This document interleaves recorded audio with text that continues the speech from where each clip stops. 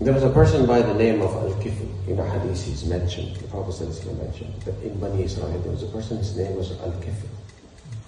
And Al-Qifl was a very rich man. And he used to fornicate every night. Every night he used to spend the night with a new woman. And one day he saw that outside of his house there was a woman standing, and he thought that she has come for this same thing. So he went outside. And he asked her, that, will you spend the night with me? And she said yes. And he asked her, okay, how much are you going to charge? And she said 60 dinars. 60 dinar. Dinar at that time was a gold coin. So she asked for 60 gold coins. And because he was so rich, he gave her 60 gold coins. And he said, okay, come tomorrow night. And the next night she came and she sat right next to him. And he saw there were tears in her eyes.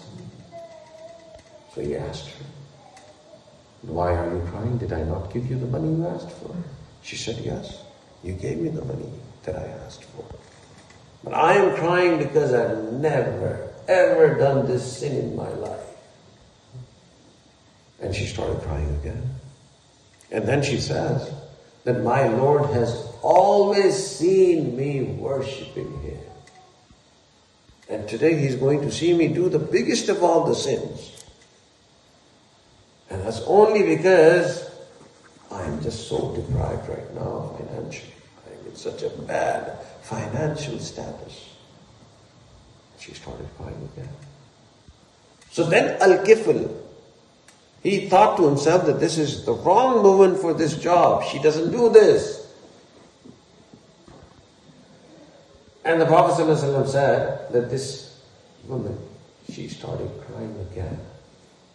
That if I do this sin tonight, nobody can save me from the punishment of Allah. At that point, Al-Qifl became also very scared and frightened.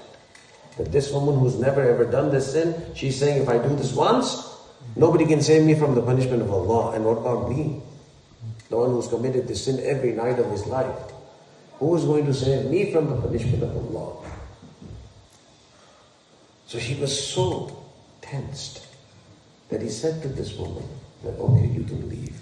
I will not commit this sin with you. You can keep the 60 dinars also.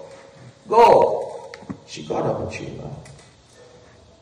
And when she left, and she was on the door, he said to her that just listen to one thing that I have to say. And she says, what? He said that from today onwards, I have also decided that I will not commit this sin ever again. And then she left. The Prophet ﷺ said that it so happened that he died that very night. Al-Qifl died that very night. And people knew him. So people started saying, the bad person died. The fornicator died. Some people said, good, he died. The one who was spreading corruption in the society, he died. So everybody said that this bad person died. And the Prophet ﷺ said that he did tawbah to Allah on the last night of his life. After committing sins the whole life.